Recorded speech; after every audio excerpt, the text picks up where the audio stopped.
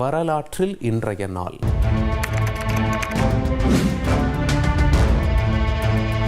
பல போர்களின் தளமாக இருந்த மகாராஷ்டிராவில் உள்ள சின்ஹாகட் கோட்டை 1670 முகலாயர்களிடமிருந்து சத்ரபதி சிவாஜி மகாராஜாவால் கைப்பற்றப்பட்டது இதே நாளில்தான்.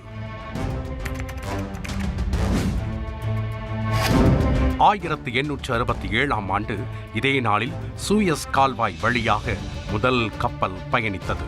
மத்திய தரைக்கடலையும் செங்கடலையும் இணைக்கும் எகிப்தில் உள்ள இந்த சூயஸ் கால்வாய் சர்வதேச வர்த்தகத்தை எளிதாக்குகிறது.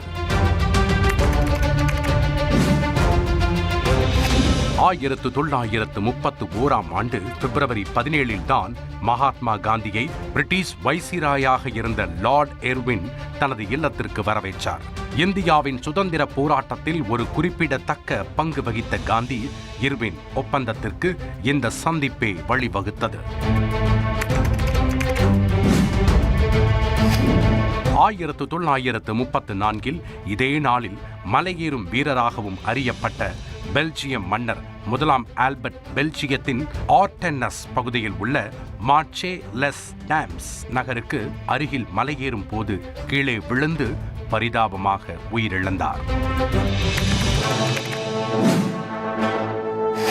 வியட்நாம் மீது பிப்ரவரி 17 தான் சீனா படையெடுத்தது. 1978 ஆண்டில் வியட்நாம் கம்போடியா மீது படையெடுத்ததில் சீன ஆதரவு பெற்ற கெமர் ரூச்சின் ஆட்சி முடிவுக்கு வந்தது. இதற்கு பதிலடி கொடுக்க சீனா வியட்நாம் மீது படையெடுத்தது. உலக புகழ்பெற்ற ஆங்கில பாடகர் எட் ஷீரன் பிறந்த நாள் இன்று. 1991 ஆண்டு பிறந்த எட் ஷீரனுக்கு உலகம் முழுவதும் கோடிக்கணக்கான ரசிகர்கள் உள்ளனர்.